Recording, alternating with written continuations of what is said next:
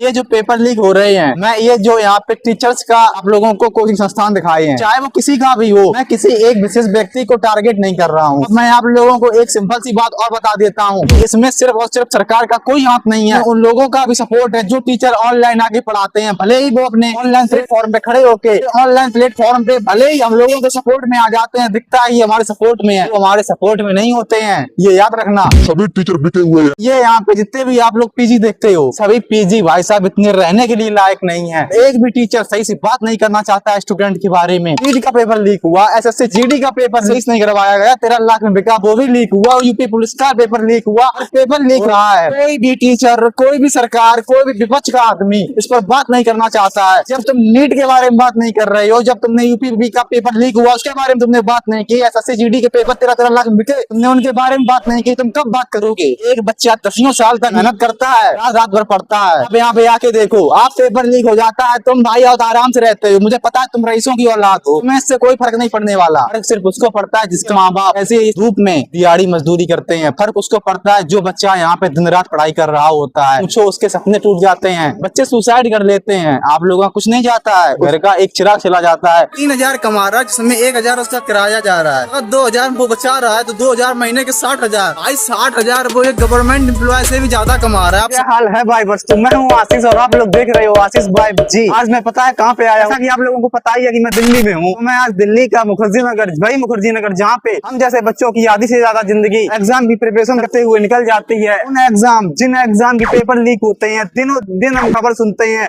कभी इसका paper leak हुआ, कभी उसका पेपर लीक हुआ। उसी एग्जाम की प्रिपरेशन यहाँ पे हजारों की संख्या में कई बच्चे करते हैं। मैं आज देखने वाला हूँ कि यहाँ पे क्या हाल है उन बच्चों का, उनसे भी इंटरेक्शन लेने की कोशिश करेंगे। फिलहाल मैं आप लोगों को सिंपल सी बात एक बात बता दूं, अगर आप यहाँ पे आना चाहते हो तो कैसे आ सकते हो। आप कहीं से भी आइए, आपको यहाँ पे nearest metro station Guru Tegh Bahadur नगर जो कि जीटीवी के नाम से भी मशहूर है। आप यहाँ पे गेट नंबर 2 पे उतरिए, आपको नियरेस्ट यहाँ पे ई रिक्शा, ऑटो काफी आप लोगों को बहाने यहाँ पे देखने के लिए मिल रहे हैं। यहाँ पे आप लोगों को 10 से 20 रुपए लेंगे, वहाँ तक आप लोगों को इजिली पहुँचा देंगे। यहाँ पे ये जो आप बैनर देख रहे हो, पोस्टर देख रहे हो, छोटे छोटे से बैनर, छोटे छोटे से पोस्टर आप लोगों को देखने के लिए मिल रहे हैं। यहाँ से आप लोग अंदाजा लगा भी सकते हो कि हम किस क्षेत्र में आ चुके हैं। हम उस पढ़ाई के क्षेत्र में आ चुके हैं जहाँ पे ये चीजें हम लोगों को अक्सर देखने के लिए मिलती हैं। जैसा कि आप देख सकते हैं पुलिस कांस्टेबल, इसका भी एग्जाम है 8 से 10 जून के बीच में ही है शायद, तो उसका भी हम देखेंगे क्योंकि पेपर लीक होना तो जाहिर सी बात है, हम जानते हैं इसका भी यही हाल होगा। और अब मैं सबसे पहले बत्रा सिनेमा की ओर चलता हूँ। मुझे वहाँ पर चलने के लिए रोड क्रॉस करनी पड़ेगी। भाई साहब ट्रैफिक बहुत है, आप लोग देख सकते हो गाड़ियाँ कितनी ज्यादा निकल रही है। यहाँ पे ई रिक्शा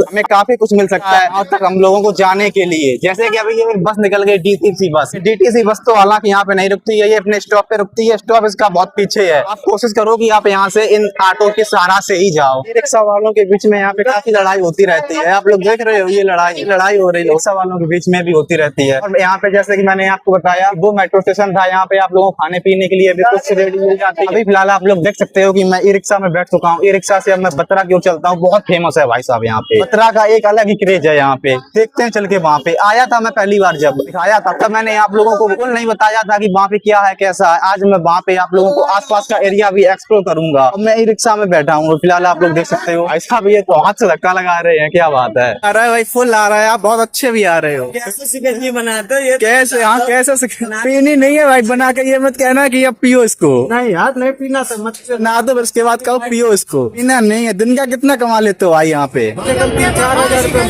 भाई दिन का 3-4 हजार। जब 3-4 हजार तो उसमें कितना इसका किराया वगैरह भी देना वो पड़ता होगा यहाँ। रोज का इनकम है 2000 रुपये, कहीं नहीं जाता। तो रोज का इनकम 2000 है भाई। सच कह रहा, मजाक 2000 बचा हुआ भाई, पकड़ना है तो ईमानदारी में ईमानदारी बता भाई।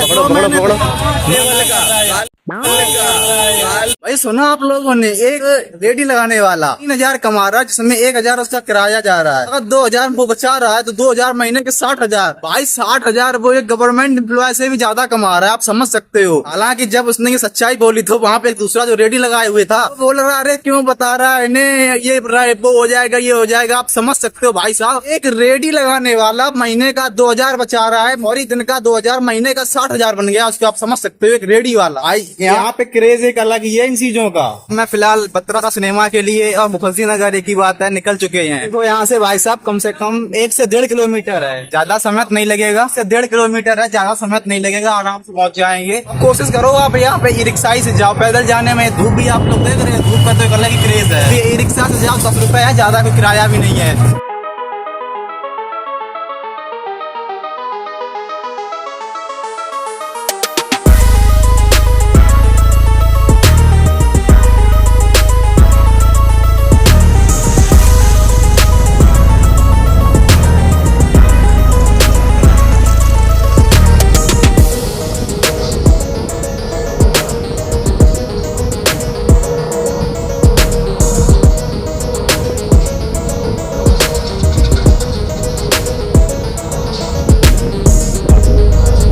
मैं फिलहाल बाय बार मेट्रो स्टेशन से आ चुका हूँ और मैं आप लोगों को अभी आगे चल के दिखाता भी हूँ यहाँ पे क्या कैसा है। जैसे मैंने आप लोगों को वीडियो में जब मैं आया था तब मैंने आपको यहाँ पे 1-2 लड़के मिले थे, तब मैंने यहाँ पे आप लोगों को उनका इंटरव्यू लिया था और उनसे कांटेक्ट किया था। तब पता है उन्होंने क्या कहा था? तब यही लोकेशन थी, तब उन लड़कों ने हमें अपनी कोचिंग के बारे में बताया था, तब उनका थोड़ा बहुत प्रमोशन हुआ था ना, तो मैंने उनका यहाँ पे शायद इंटरव्यू लिया था। हमें ये लोकेशन और वो लोकेशन अलग लग रही ना, ये नहीं थी शायद, ये लोकेशन नहीं थी शायद। आप जब लास्ट वीडियो देखोगे जाके ना, तो वो लोकेशन कोई दूसरी लोकेशन थी। पर कोई ना यार, यही वैसे बत्रा है, बहुत बड़ा है यार, इधर साइड उधर साइड से लेके यहाँ तक बहुत बड़ा है। यहाँ पे कोचिंग का भी एक अलग ही क्रेज है। यहाँ पे आप लोगों को कापियां बुक्स तरीके देखने के लिए मिलेंगे। तो वैसे आप लोगों को पता ही है कि ये एरिया ओनली ऑन पढ़ाई के क्षेत्र में बहुत ही ज्यादा प्रसिद्ध है भाई। यहाँ पे कोचिंग तो ऐसा समझ लो जैसे कि दुकानें खुली हुई हैं। कोचिंग का तो यहाँ पे एक अलग ही क्रेज है। कोचिंग नहीं, यहाँ पे मैं तो कहता हूँ पल पल पे हर 1-2 कदम पे आपको यहाँ दुकानें ऐसी खुली मिलती हैं। एक कोचिंग होती है कि एक अलग से इंस्टीट्यूट बना आपको अच्छे से पढ़ा रहे, लेकिन यहाँ कोचिंग नहीं, यहाँ पे दुकानें खुली हैं। यहाँ मैं भी पढ़ा रहा, मैं भी पढ़ रहा, यहाँ पे पढ़ाना खेलते हैं भाई। यहाँ पे आप लोगों को कोचिंग संस्थान देखने के लिए मिलते हैं, ये दृष्टि का हुआ।